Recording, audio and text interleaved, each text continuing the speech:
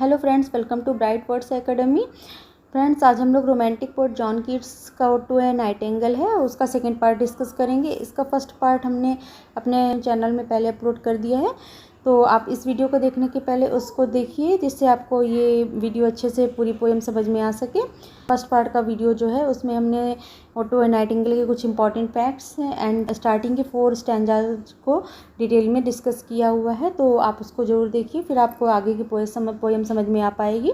तो फ्रेंड्स, आज हम लोग जो लास्ट के 4 स्टैंजाज हैं उनको डिस्कस करेंगे। फर्स्ट पार्ट का जो लिंक है उसको डिस्क्रिप्शन बॉक्स में दे देंगे, तो आप उसको ज़रूर देखिए, तब आपको ये आगे का पार्ट समझ में आएगा। तो फ्रेंड्स, अगर आपको ये हमारे लेक्चर्स अच्छे लग रहे हों, आपके लिए हेल्पफुल हों और आप चाहते हो कि मैं डिटेल में पोएम को डिस्कस करें, तो आप हमें कमेंट बॉक्स में बता सकते हैं कि नेक्स्ट हम कौन सी पोएम आपके साथ डिस्कस करें। एंड अगर आपको ये हमारी वीडियोस हेल्पफुल हो रहे हों तो हमारे चैनल को ज़्यादा से ज़्यादा सब्सक्राइब करिए, हमारे चैनल को सपोर्ट करिए, वीडियोस को ज़्यादा से ज़्यादा लाइक एंड शेयर करिए, जिससे हमारा भी मोटिवेशन बढ़ता रहे। एंड कोई भी क्वेरीज हो तो आप कमेंट सेक्शन में हमसे पूछ सकते हैं। नोटिफिकेशन बेल को प्रेस करना ना भूलें, जिससे हमारा नोटिफिकेशन आप तक पहुंच सके। चलिए, now come to the lecture. Friends, हमने फर्स्ट पार्ट में देखा था कि पोएट हैं, देखिए इस पिक्चर से क्लियर दिखेगा।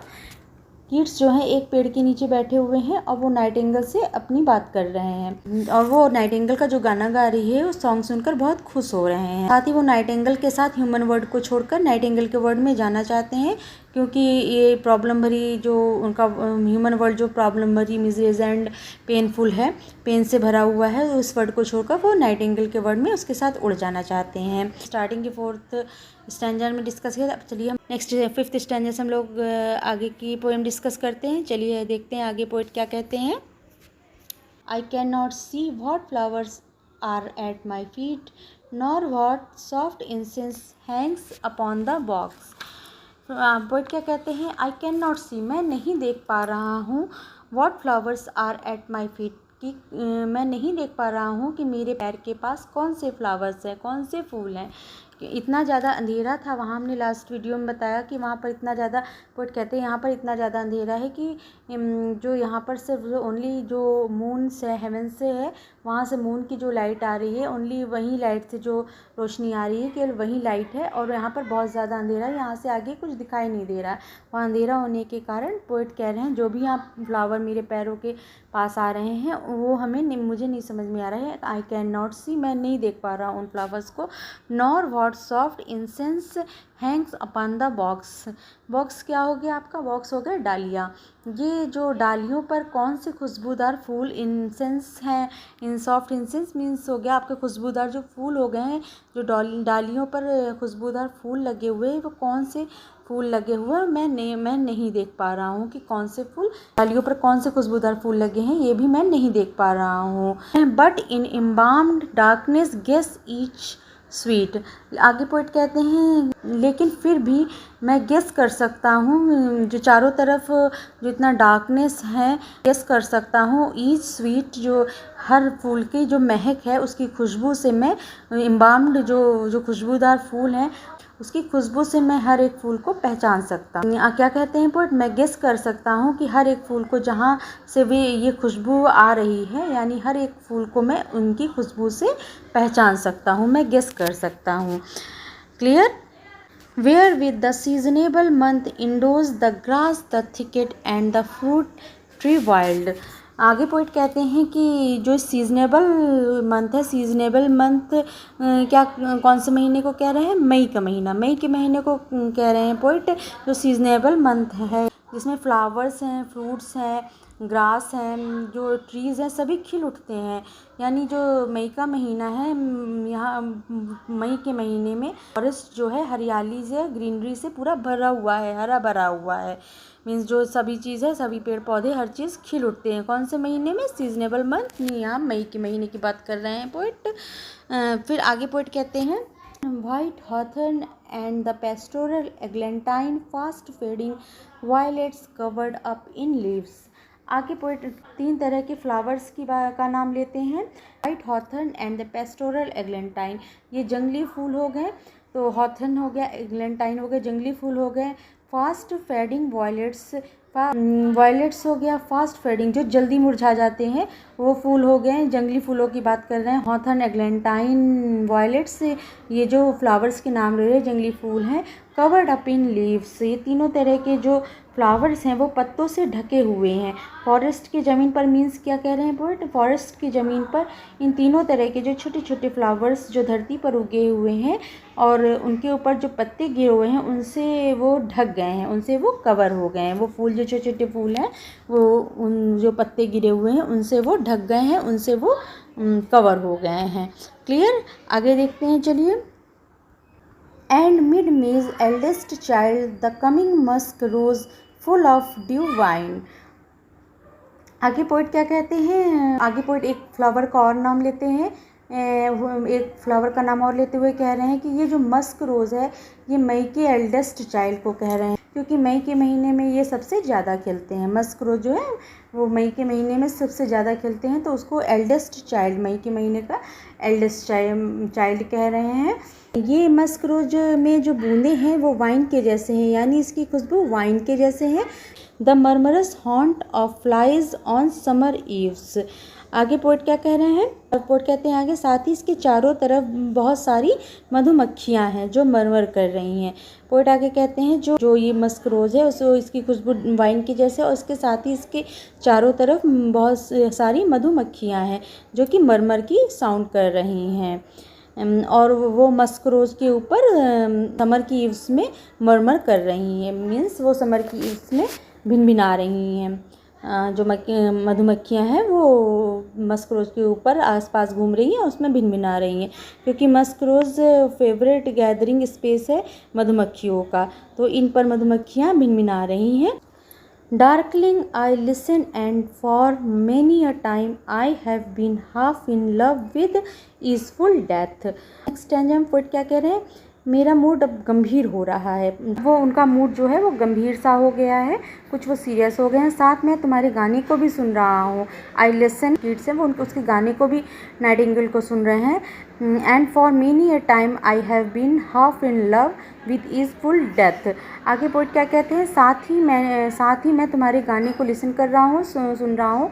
कई बार पास्ट में जो किड्स कहते हैं, कई बार मैंने फ़ील किया है कि डेथ ने उन्हें अट्रैक्ट किया है, कई बार फील किया है कि आधे वो डेथ के साथ प्रेम में पड़ चुके हैं, यानी आधे वो मर चुके हैं। ईजफुल डेथ मीन्स क्या हो गया, डेथ जो वो सारी प्रॉब्लम तकलीफ़ों से दूर कर देती है, मीन्स हर तरह से डेथ जो है शांत कर देती है। So kids loves easeful death, kids poet कहते हैं कि वो ईजफुल डेथ से प्रेम करते हैं। Called him soft names in many amused rhyme. Poet कहते हैं कि जैसे एक लवर को बुलाते हैं उसी तरह मैंने डेथ को कई नाम दिए हैं, उन्होंने प्यारे कई नाम दिए हैं अपनी कविताओं में, ताकि वो आए और इस हवा में to take into the air my quiet breath, ताकि वो आए और इस हवा में मेरी सांस ले जाए, मीन्स डेथ आए और आ जाए और मैं इस संसार से और इनकी सारी तकलीफ़ों से दूर हो जाऊं। इसलिए पोएट जो है कहते हैं कि मैं ईजफुल डेथ को प्रेम करता हूँ। क्लियर, चलिए आगे देखते हैं। Now more than ever seems it rich to die to cease upon the midnight with no pain. आगे क्या कह रहे हैं पोएट, अभी जो समय है मुझे लगता है सबसे सही समय है मरने का। पोएट क्या कह रहे हैं, now more than ever seems to rich to die.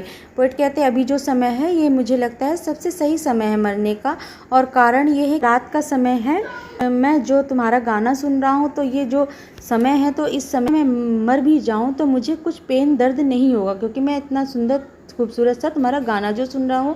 ऐसे समय में तुम जो है इस सॉन्ग के जरिए अपनी सोल, अपनी आत्मा निकाल रही हो, और तुम्हारा सॉन्ग इतना मीठा है मेरे कानों के लिए जिससे कि मेरी डेथ पेनलेस हो जाएगी।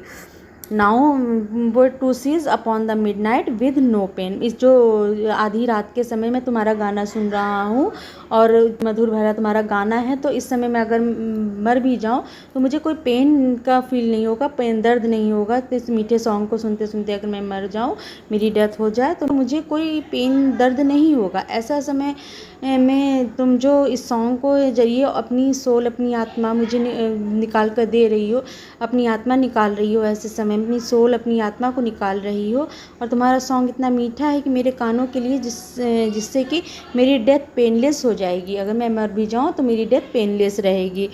While thou art pouring forth thy soul abroad in such ecstasy, means क्या है कि जो रात का समय है, तुम जो अपनी सॉन्ग के ज़रिए अपनी सोल और अपनी आत्मा को निकाल रही हो, और तुम्हारा सॉन्ग इतना मीठा है मेरे कानों के लिए जिससे कि मेरी डेथ जो है वो पेनलेस हो जाएगी, मुझे मरने पर दर्द नहीं होगा।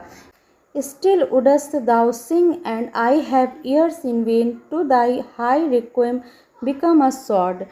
आगे पोइट कहते हैं, लेकिन मेरे मरने के बाद भी तुम गाती रहोगी। कौन? Nightingale bird. क्या? तुम गाती रहोगी, लेकिन मेरे कान तुम्हें सुन नहीं पाएंगे क्योंकि मैं मर जाऊंगा। पोइट क्या कह रहे हैं? मेरे कान जो है वो तुम्हें सुन नहीं पाएंगे। क्यों नहीं सुन पाएंगे? क्योंकि मैं तो मर जाऊंगा, लेकिन तुम तो गाती रहोगी, तुम गाती रहोगी। मैं मर जाऊंगा तो मेरे कान जो है तुम्हारी जो गाना सुन नहीं पाएंगे क्योंकि मैं मर जाऊंगा। तुम जो इतना अच्छा गाना गा रही हो तो मैं तुम्हारे इस गाने को मरने के बाद एंजॉय नहीं कर पाऊंगा। मेरे लिए गाना बेकार हो जाएगा। अगर मैं तो मर जाऊंगा तुम्हारा, लेकिन तुम्हारा जो गाना है तुम तो गाती रहोगी, तो मेरे लिए वो गाना बेकार हो जाएगा, मैं उस गाने को एंजॉय नहीं कर पाऊंगा। आई होप आपको ये स्टैंजा क्लियर हुआ होगा। चलिए नेक्स्ट स्टैंजा देखते हैं। Thou was not born for death, immortal bird, no hungry generations tread thee down।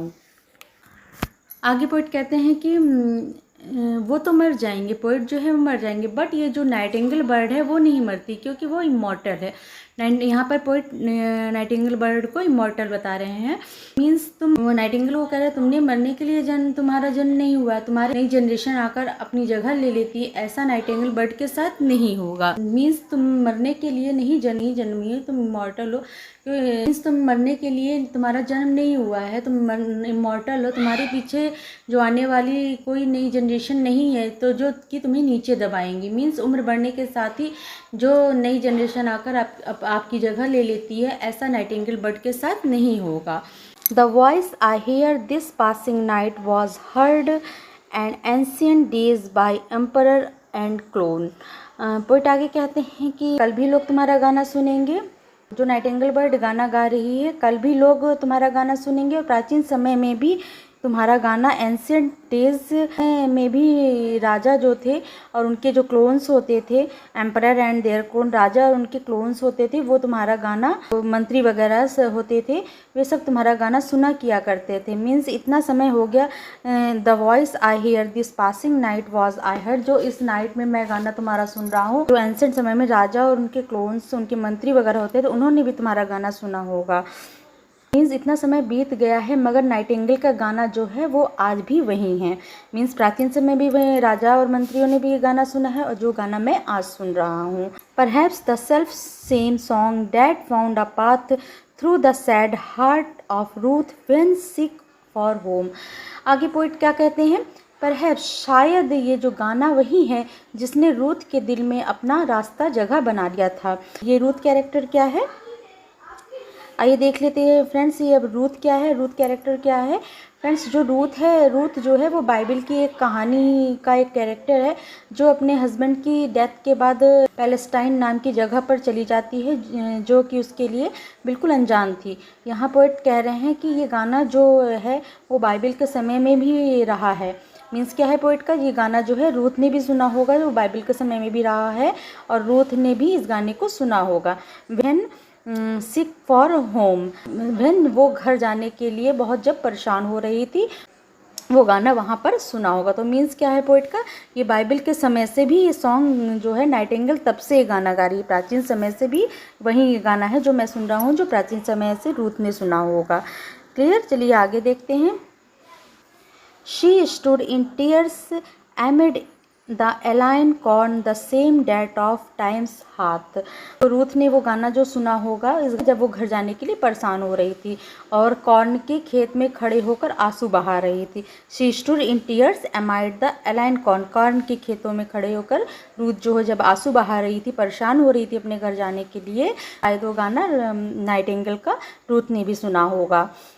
उस समय जो गाना रूथ ने नाइटिंगेल बर्ड का जो सुना होगा ये वही गाना मैं आज सुन रहा हूँ। मीन्स तब से अभी तक कोई भी चेंज नहीं आई है। ये गाना जो नाइटिंगेल का मैं सुन रहा हूँ ये बहुत पुराना रूथ के समय में भी होगा।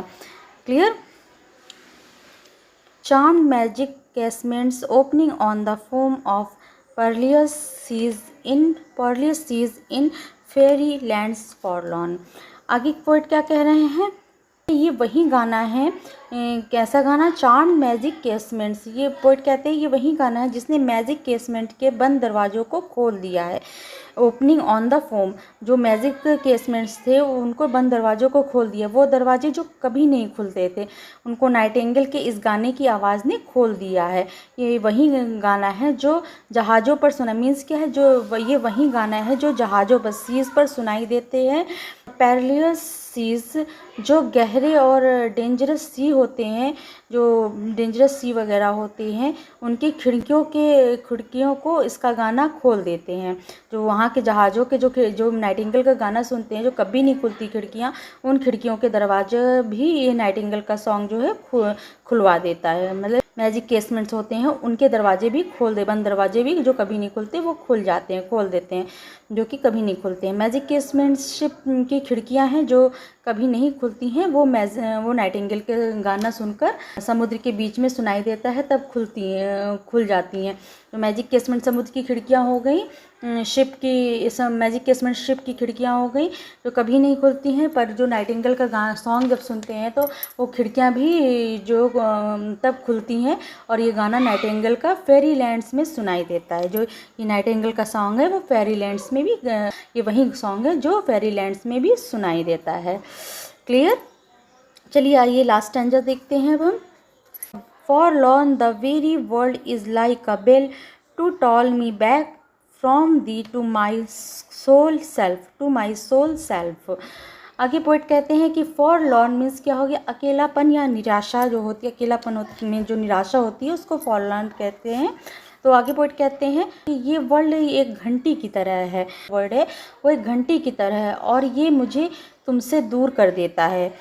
To toll me back from thee to my sole self, और ये मुझे तुमसे दूर, ये जो वर्ड है वो एक घंटी की तरह और ये मुझे तुमसे दूर कर देता है, अकेला कर देता है। मीन्स लगता है पहले मैं तुम्हारे साथ था और एक कोई मूवमेंट हुआ और मैं फिर से अकेला हो गया। लग रहा था अभी मैं तुम्हारे साथ था, कोई एक ऐसा मूवमेंट हुआ जिससे कि फिर मैं फिर से अकेला पड़ गया, निराश हो गया हूँ। Adieu, the fancy cannot cheat so well as she is famed to do deceiving elf। आगे क्या कह रहे हैं पोएट, कहते हैं कि जो adieu good bye nightingale. Adieu means क्या हो गया यहाँ पर, गुड बाय नाइटिंगेल, और मेरी ये इमेजिनेशन जो है ये मुझे धोखा नहीं दे सकती, जो कि इसका काम है, जो इमेजिनेशन का काम है धोखा देना, पर कहते वो मुझे धोखा नहीं दे सकती। जो मैजिकल क्रिएचर्स एल्फ की तरह है, मैजिकल क्रिएचर्स है एल्फ, उसकी तरह मेरी इमेजिनेशन है जो कि मुझे धोखा नहीं दे सकती, जो कि मुझे धोखा नहीं देती है। ये मुझे बिलीव करा रही है कि मैं तुम्हारे साथ जा सकता हूँ। मेरी इमेजिनेशन मुझे धोखा नहीं दे सकती, वो कह रही है कि मैं तुम्हारे साथ जा सकता हूँ, बट ऐसा होना संभव नहीं है, ये चीज़ नहीं हो सकती है। उनको लग रहा है, उनका मूड सीरियस हो गया कि ये चीज़ नहीं हो सकती है। कह रहे गुड बाय नाइटिंगेल, और मेरी इमेजिनेशन मुझे धोखा नहीं दे सकती, जो कि इसका काम है चीट सो वेल, जो कि कैन नॉट चीट मी, जो मेरी इमेजिनेशन है फैंसी है वो मुझको धोखा नहीं दे सकती। As she is famed to do deceiving elf, ये जो है मैजिकल क्रिएचर एल्फ की तरह है, ये मुझे बिलीव करा रही है कि मैं तुम्हारे साथ जा सकता हूँ, बट ऐसा होना संभव नहीं है। मेरी इमेजिनेशन कह रही है, जो कि एक मैजिकल क्रिएचर एल्फ की तरह है, जो कह रही है कि मैं तुम्हारे साथ जा सकता हूँ, बट ऐसा होना पॉसिबल नहीं, जो कि मुझे धोखा देती है। ये मुझे बिलीव करा रही है कि मैं तुम्हारे साथ जा सकता हूँ, बट ऐसा होना संभव नहीं है। क्यों संभव नहीं है? हम दोनों के रास्ते बिल्कुल अलग हैं, ऐसा होना पॉसिबल नहीं है। मेरी इमेजिनेशन मुझसे कह रही है मैं तुम्हारे साथ जा सकता हूँ, पर ऐसा पॉसिबल नहीं है क्योंकि हम दोनों के रास्ते बिल्कुल अलग हैं। Adieu, adieu, thy plaintive anthem fades past the near meadows, over the still stream, up the hillside, and now it is buried deep in the next valley glades। तो फ्रेंड्स इसका मतलब क्या हुआ कि आगे पोइट कहते हैं adieu adieu good bye Nightingale.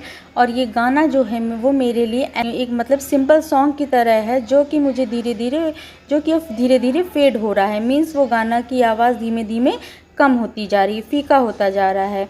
Nightingale bird उड़ती मीन्स नाइटिंगेल बर्ड उड़ती हुई कहीं दूर चली जा रही है। कहाँ जा रही है ये?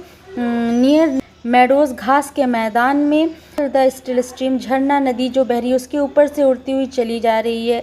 अब ये कहाँ पहुँच गई? अब द हिल साइड, अब उसकी आवाज़ हिल साइड, पहाड़ियों का किनारा है उसके ऊपर से वहाँ से सुनाई दे रही है। और ये क्यों आ रही है? क्योंकि ये नाइटिंगेल बर्ड जो है जो इन सब जगहों से उड़ती हुई चली जा रही है, जिससे इसकी आवाज़ कम सुनाई दे रही है। अब इसकी आवाज़ जो है धीरे धीरे मुझे कम सुनाई दे रही है, इसकी आवाज़ फेड हो गई है।